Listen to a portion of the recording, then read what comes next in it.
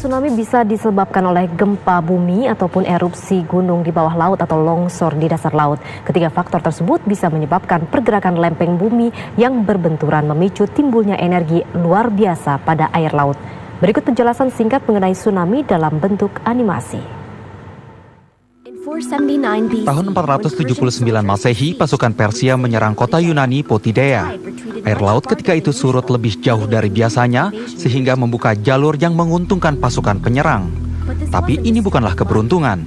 Belum sampai setengah perjalanan, air laut kembali ke pantai dan gulungan ombaknya lebih tinggi dari yang pernah manusia lihat sebelumnya. Para penyerang pun tersapu binasa. Orang-orang Potidaea meyakini mereka telah ditolong dewa laut Poseidon.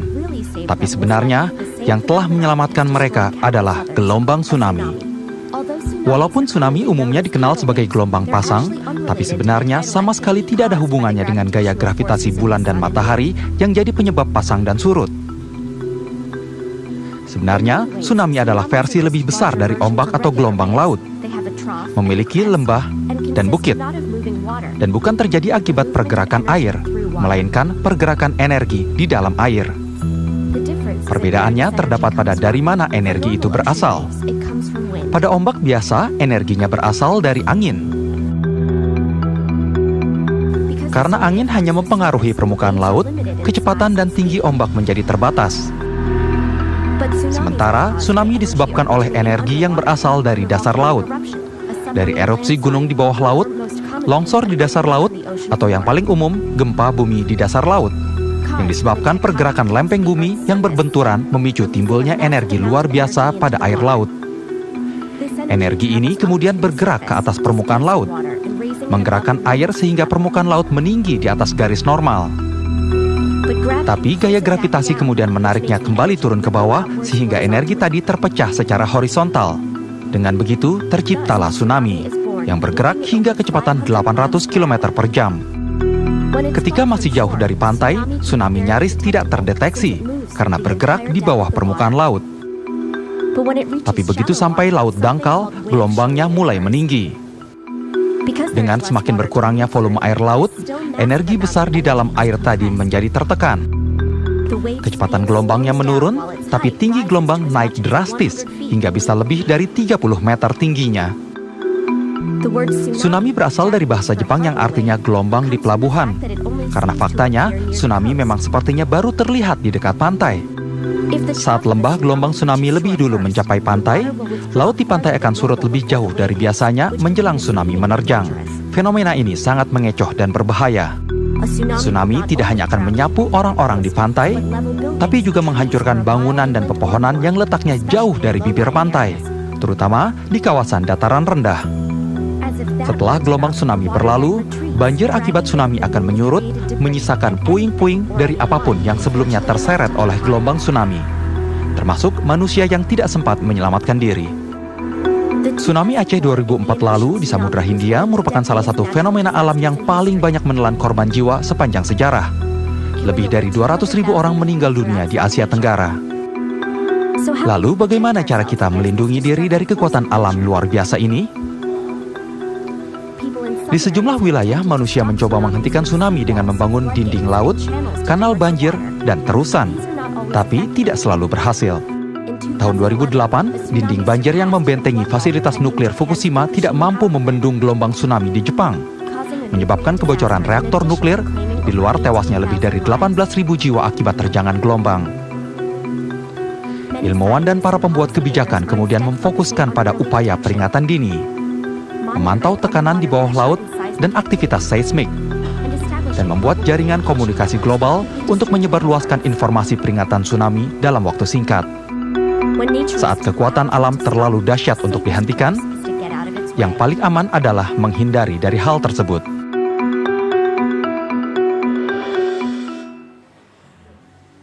Assalamualaikum warahmatullahi wabarakatuh.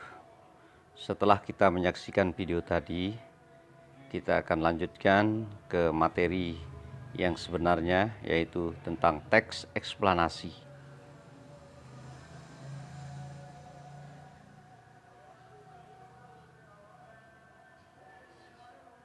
Indikator pencapaian kompetensi Yang pertama, memahami informasi berupa pengetahuan dan urutan kejadian dari yang didengar atau yang dibaca.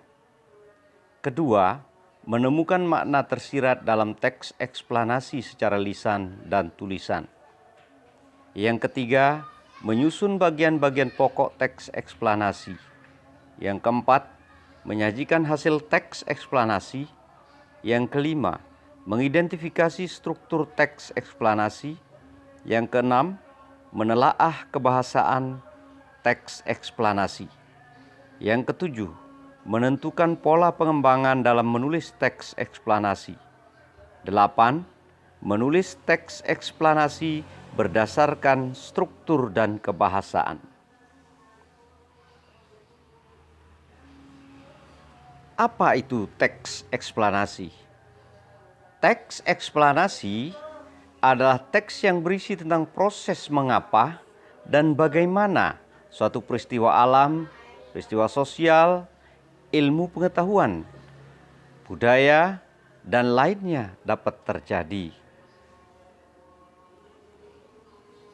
Suatu kejadian, baik kejadian alam maupun kejadian sosial yang terjadi di sekitar kita, selalu memiliki hubungan sebab akibat dan memiliki suatu proses.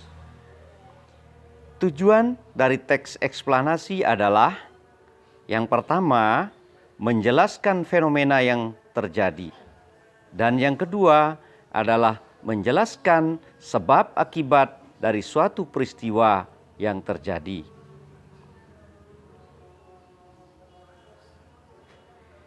Ciri-ciri teks eksplanasi. Pertama, strukturnya terdiri dari pernyataan umum, urutan sebab akibat, dan interpretasi. Yang kedua, informasi yang dimuat berdasarkan fakta atau faktual yang memuat informasi yang bersifat ilmiah atau keilmuan. Yang ketiga, bersifat informatif dan tidak berusaha memengaruhi pembaca untuk percaya terhadap hal yang dibahas.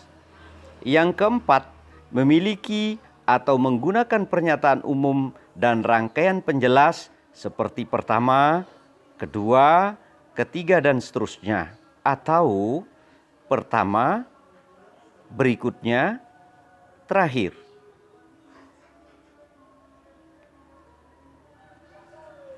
Struktur teks eksplanasi umumnya yang pertama adalah identifikasi fenomena, yaitu kegiatan mengidentifikasi suatu yang akan diterangkan. Hal itu bisa terkait dengan fenomena alam, fenomena sosial, fenomena budaya, dan fenomena-fenomena lainnya. Yang kedua adalah penggambaran rangkaian kejadian, merinci proses kejadian yang relevan dengan fenomena yang diterangkan sebagai pertanyaan atas bagaimana atau mengapa. Untuk rincian yang berpola atas pertanyaan bagaimana akan melahirkan uraian yang tersusun secara kronologis ataupun gradual. Dalam hal ini, fase-fase kejadiannya disusun berdasarkan urutan waktu. Rincian yang berpola atau pertanyaan mengapa akan melahirkan uraian yang tersusun secara kausalitas.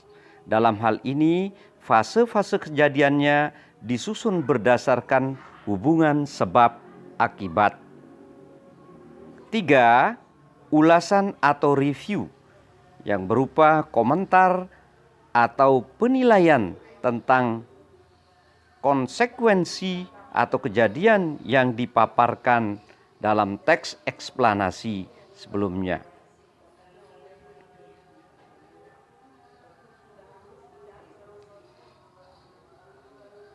Kaidah kebahasaan teks eksplanasi yang pertama, menunjuk keterangan waktu, misalnya beberapa saat setelah, segera setelah, pada tanggal sebelumnya. Di samping itu, kata petunjuk atau kata penunjuk keterangan yang mungkin digunakan adalah selagi, ketika itu pada masa lalu, bertahun-tahun, selama, dalam masa sekarang, dan lain-lain. Yang kedua, penunjuk keterangan cara, misalnya sangat ketat, dengan tertib dan tenang, penuh haru, melalui surat kabar, sedikit demi sedikit, sebaik-baiknya, dengan jalan yang benar. Teks eksplanasi kompleks dapat pula ditandai oleh penggunaan konjungsi atau kata penghubung yang bermakna kronologis, seperti kemudian, lalu, setelah itu, pada akhirnya. Apabila teks itu disusun secara kausalitas atau sebab akibat, maka konjungsi yang digunakan antara lain sebab, karena, oleh sebab itu. Pola pengembangan teks eksplanasi. Pola yang pertama adalah pola sebab akibat. Dan pola yang kedua adalah pola proses. Beberapa contoh teks eksplanasi Anda bisa cari atau temukan di buku-buku pelajaran ataupun di internet dan sumber lain yang relevan. Demikian yang bisa saya sampaikan. Mudah-mudahan ada manfaatnya. Jangan lupa